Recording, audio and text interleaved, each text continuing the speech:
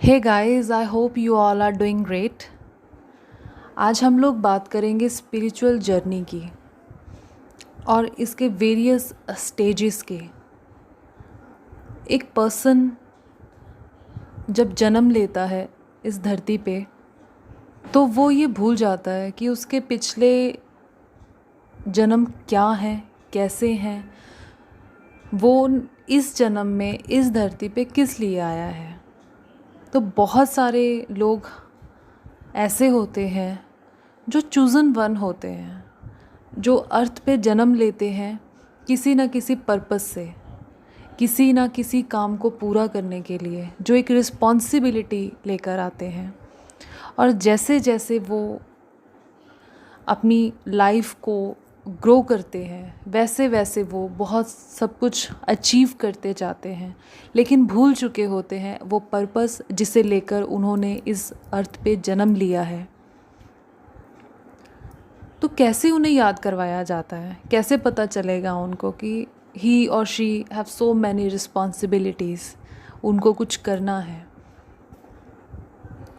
ये एक लंबा प्रोसेस है। कैसे याद करवाया जाएगा?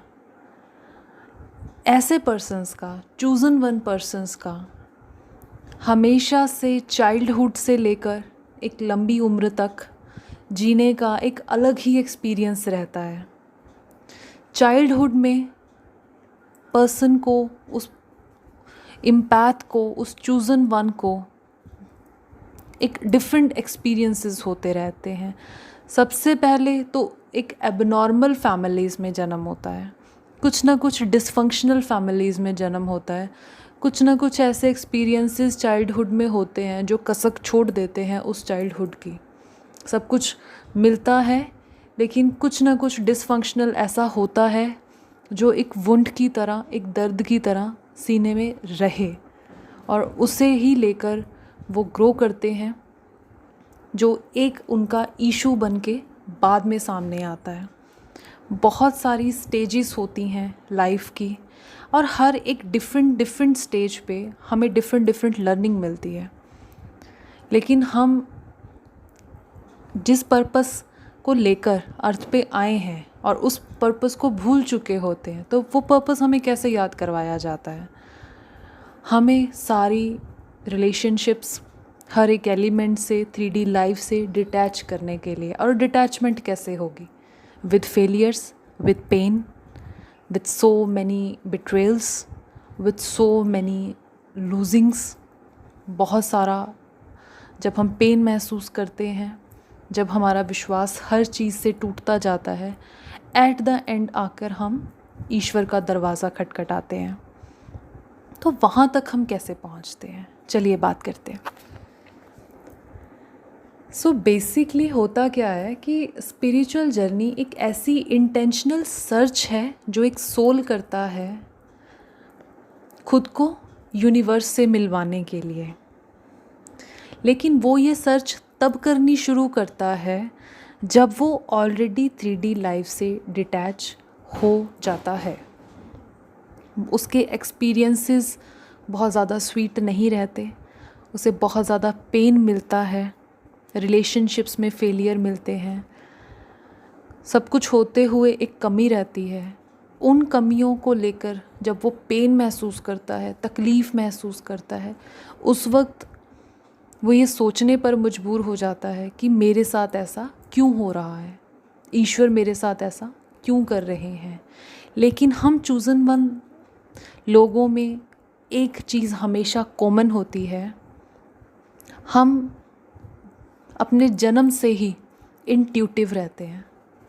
कुछ महसूस करने की क्षमता हम में दूसरों के कंपैरिजन थोड़ी ज़्यादा रहती है। डिफरेंट स्टेजेस हैं जो शायद सब लोगों को समझने में मदद करेंगे। पहला स्टेज हमेशा रहता है dark night of the soul. Dark night of the soul क्या रहता है? This stage is really painful for every human being जो इस स्टेज से गुज़रता है। It's close to death, it's almost close to death. इसमें तब इंसान पहुंचता है जब ऑलरेडी उसने बहुत सारे फेलियर्स देख लिए होते हैं, लॉसेस देख लिए होते हैं, ब्रोकन रिलेशनशिप्स देख लिए होते हैं। जब उसका विश्वास हर चीज़ से उठ चुका होता है, इस स्टेज में एक पर्सन को सांस लेने में भी तकलीफ़ होती है और लगता है कि मेरे दर्द से बड़ा दुनिया में दूसरा कोई पेन अभी नहीं है। Dark night of the soul में हम अपने ही अंदर, अपने ही टूटे हुए मन में इतना ज़्यादा चले जाते हैं कि फिर हमें दुनिया दिखनी बंद हो जाती है। ये ऐसी एक डिप्रेशन की स्टेज रहती है जहाँ पे हम रोते बिलखते तड़पते हुए बहुत वक्त गुजार देते हैं और एक काफ़ी लंबा समय काटने के बाद, अपने कर्मों के अनुसार काफ़ी लंबा समय काटने के बाद फिर हम सेकंड स्टेज में पैर रखते हैं, क्योंकि ईश्वर का मोटिव हमें dark night of the soul में छोड़ना नहीं होता। उनका मोटिव होता है वन बाय वन ये स्टेजेस को क्रॉस करके एट द एंड मुझ तक पहुंच जाएं। तो वो हमें dark night of the soul में नहीं छोड़ते, कहीं ना कहीं अंधेरे में एक खिड़की खोलकर रास्ता दिखा देते हैं, जिनसे हम गुज़रते हुए एट द एंड अपनी विन विन सिचुएशन तक, अपनी स्पिरिचुअल एनलाइटनमेंट तक पहुंच जाते हैं। तो हमारी सेकंड सिचुएशन रहती है रिकॉग्निशन, या कह लीजिए अ रे ऑफ होप। इस सिचुएशन में, इस सेकंड स्टेज में हम लोग अपना माइंड सेटअप इस प्रकार से शेक करना शुरू कर देते हैं कि वाई मी। अगर ये हो रहा है, if I am investing in my education, if I am investing 100% in my business और माई जॉब, और I am contributing with loyalty in my love relationship या मैरिज रिलेशनशिप, घर में बाहर कहीं पे भी, why am I getting so much pain? And क्या मुझे ऐसे रोते रोते ही चले जाना है दुनिया से? कुछ तो होगा, मैं सिर्फ रोने के लिए तो नहीं आई, कुछ तो होगा ऐसा। So this stage considered as the second stage which is a ray of hope और रिकॉग्निशन कि कुछ तो है, कुछ तो है। और इम्पैथ्स का बचपन से लेकर एक इंट्यूटिवनेस होना रहता है कि हम लोग इंट्यूशंस पे बहुत ज़्यादा स्ट्रॉन्ग हैं। हम समझ सकते हैं कि कुछ तो है, something is definitely big then our thoughts. तो सेकंड स्टेज में वाई मी जो होता है वो डेवलप हो जाता है कि ऐसा हो रहा है, ऐसा क्यों हो रहा है, क्या ये कोई कर्स है? हर प्रकार से पॉजिटिव नेगेटिव हम सोचना शुरू कर देते हैं। क्या ये इसका सॉल्यूशन हो सकता है? अब मैं रो रो के dark night of the soul situation में तो नहीं रह सकती, कुछ होगा, क्या मैं कुछ कर सकती हूँ? देन सेकंड स्टेज में हम रिकॉग्नाइज करना शुरू कर देते हैं प्रॉब्लम्स क्या हैं, and we will try to find out the answer in the third stage, that is inquisitiveness और क्यूरियोसिटी, कुछ जानने की जिज्ञासा। यहाँ पे हम ईगर हो जाते हैं ये समझने के लिए कि चल क्या रहा है। यहाँ पे ईश्वर हमें खुद ही ड्रीम्स के थ्रू या इंडिकेशंस के थ्रू कैसे ना कैसे करके हमारे जहन में ये बात डाल देते हैं कि if you are in pain, इसके पीछे कुछ है। मतलब वो क्वेश्चन मार्क ईश्वर छोड़ देते हैं जिसके पीछे फिर हम उन तक पहुँचेंगे ही पहुँचेंगे। अगर आप एक किसी रिलेशनशिप की वजह से पेन में हैं, अगर कुछ भी है, तो वो एक रे ऑफ होप आ जाएगी यहाँ पे। दैट इज़ कॉल्ड इंक्विजिटिवनेस कि हुआ क्या है, व्हाट इज़ गोइंग ऑन। अगर ये पर्सन, मेरा ट्विन, ऑलरेडी मुझे धोखा देकर चला गया है, तो मुझे ये बार बार ड्रीम में क्यों दिख रहा है? अगर हम लोग फिज़िकली अलग हो चुके हैं तो सोल लेवल पर क्यों कनेक्टेड है? इस लेवल तक पर्सन को नहीं पता होता कि चल क्या रहा है। देन आती है हमारी fourth stage, that is really beautiful, called spiritual depth और स्पिरिचुअल मेक ओवर। इसमें हम कनेक्ट करना शुरू करते हैं कुछ चीज़ों की तरफ जहाँ से हमें कुछ पॉजिटिविटी मिल पाए। यहाँ हम ब्लेम करना स्टॉप कर देते हैं। यहाँ पे हम ये ब्लेम करना बंद कर देते हैं कि मेरे साथ कुछ गलत हो रहा है। यहाँ हम ये सोचना शुरू कर देते हैं कि कुछ ना कुछ ऐसा है कि मेरे ही कर्मों का कुछ फल है। यहाँ हम कर्मास को, यहाँ पे हम अपने ब्लेम गेम को बंद कर देते हैं और कैसे भी हो ईश्वर से अपने कर्मों के लिए माफ़ी मांगना शुरू कर देते हैं। यहाँ पे हम स्पिरिचुअल मेकओवर में आ जाते हैं कि अच्छा मेरी ये प्रॉब्लम है, शायद इसको मैं हील कर लूँ तो मेरा ऐसे हो जाएगा, तो मेरा ये ठीक हो जाएगा, तो मेरा ट्विन वापस आ जाएगा, सो मैनी थिंग्स। लेकिन इस स्टेज में भी हमारे में थोड़ी बहुत डिज़ायर्स रहती हैं। ये सब कवर करने के बाद हम लोग अपनी 5th स्टेज में आते हैं, that is grounding. Grounding stage में हम प्रॉब्लम्स को समझ जाते हैं, उनके सॉल्यूशंस को भी समझ जाते हैं। ये वो स्टेज है जहाँ हम ये समझ जाते हैं कि इफ़ आई एम फीलिंग और experiencing so much pen, this is the reason behind it. अगर मेरी अवेकनिंग हो रही है तो ये मेरे ट्विन के जर्नी हो रही है। ट्विन का मेरी लाइफ में क्या पार्ट है, क्यों सेपरेट किया गया, कैसा सॉल्यूशन होगा। अगर ये मेरी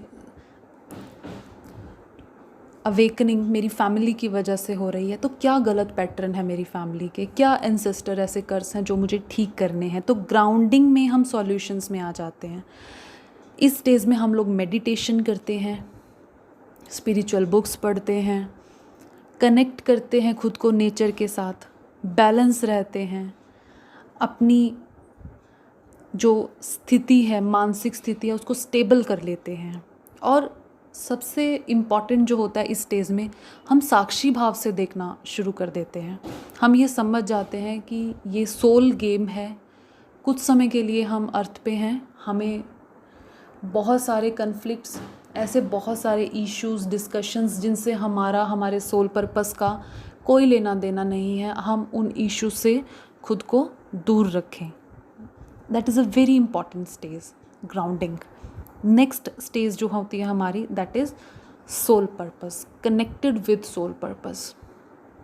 ग्राउंडिंग के बाद जब हम मेडिटेशन कर लेते हैं तो इस स्टेज में आकर हम सरेंडर करते हैं, और सरेंडर करके हम लोग ईश्वर से क्वेश्चन करते हैं, जानना चाहते हैं कि हमारा सोल पर्पस क्या है।